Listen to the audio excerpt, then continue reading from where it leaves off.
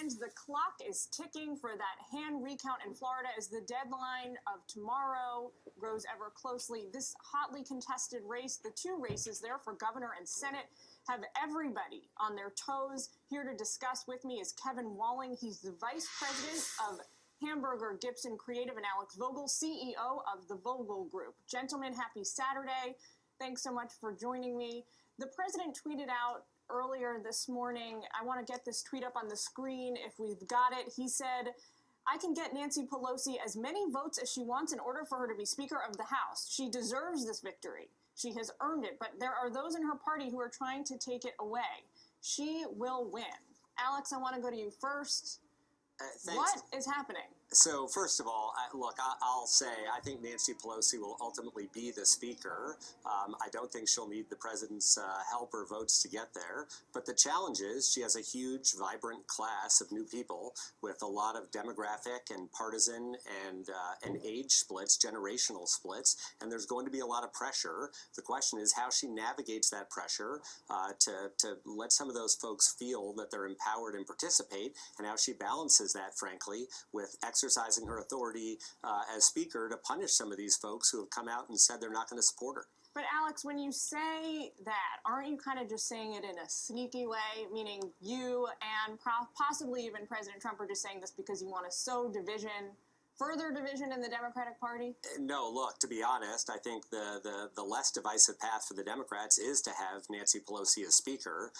If they blew that up right now, after, frankly, she just, from their perspective, won the Super Bowl, I think that creates a lot of chaos. So I think, from the Democrats' perspective, that's a much smoother outcome. Kevin, what do you think? Should she be in or out? Yeah, Gillian, I can agree with Alex more on this issue. You know, as David Cicilline said earlier to Leland on the program, you don't dump your star quarterback after winning the Super Bowl.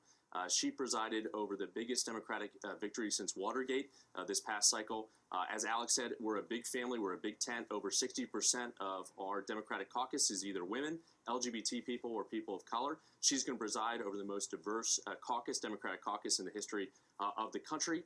And at the end of the day, she's going to get the votes on the floor. But what about making, space and room for the next generation, for new energy, new blood in the party? What about all of that stuff? Yeah, that's a great point, Gillian. We had Congressman Ben Ray Lujan, Latino member from New Mexico, who ran our DCCC this cycle, the most successful in a generation. You have David Cicilline, who was on the program earlier, openly gay member from Rhode Island, who heads up one of our policy committees in the Congress that's set to take over. Half of our chairmen are people of color. So again, we have the most diverse caucus in the history of the country. I think this Speaker Pelosi is going to find ways to elevate younger members, as we're seeing it already play out since last Tuesday. Only a few seconds left, Alex. What do you say about this? I mean, on your side, right? How are you preparing to go back into the new session, 116th Congress, but be in the minority?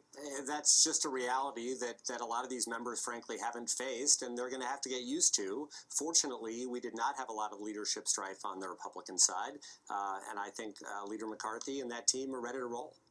They're ready to roll, but are they feeling a little down in the dumps about the election? Look, you never like to lose elections, and even worse, to lose majorities, but I think they're prepared to go ahead and try and advance their agenda.